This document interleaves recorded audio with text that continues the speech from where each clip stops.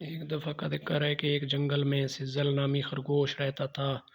وہ بہت ہی خوبصورت گلہری اس کے پاس رہتا تھا۔ سزل گلہری بہت ہی اچھا اور خوبصورت تھا، اور وہ درختوں کے تنوں میں رہتا تھا، اور اس کے ساتھ ہی ڈیزی نامی ایک ساتھ ہی ایک چوہا رہتا تھا۔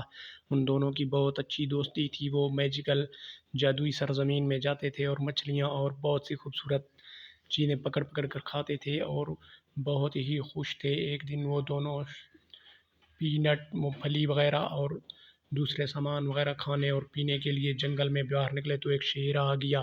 تو شیر ان دونوں کو پکڑنے کے لیے بھاگا، تو ان دونوں نے دیکھا کہ شیر ہمارے پیچھے آ رہا ہے، تو وہ بہت تیزی سے دوڑے اور جنگل میں واپس بھاگ گئے اور اپنے گھر چلے گئے۔ اور اس طرح شیر سے بچ جانے پر دونوں نے ایک دوسرے کی جان بچانے کا شکریہ ادا کیا اور خوش ہو گئے، اور ایک دوسرے کے ساتھ جنگل میں ہنسی خوشی رہنے لگے۔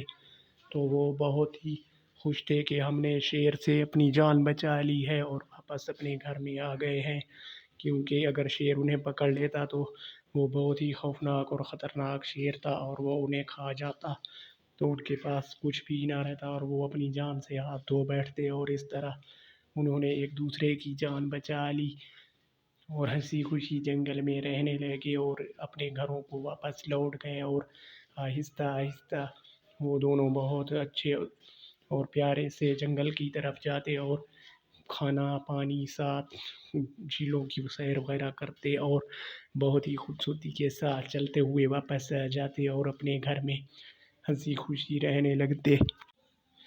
شیر بہت خوفناک بڑا اور لالچی تھا، اور وہ ان دونوں کی طاق میں رہتا تھا کہ جب یہ دونوں جنگل سے نکلیں گے تو میں ان دونوں کو کھا جاؤں گا اور ان کی خوراک وغیرہ بھی حاصل کر لوں گا اور ان کے گھروں پر بھی قبضہ کر لوں گا۔ لیکن وہ دونوں بہت چالاک تھے اور بھاگنے میں بہت تیز تھے۔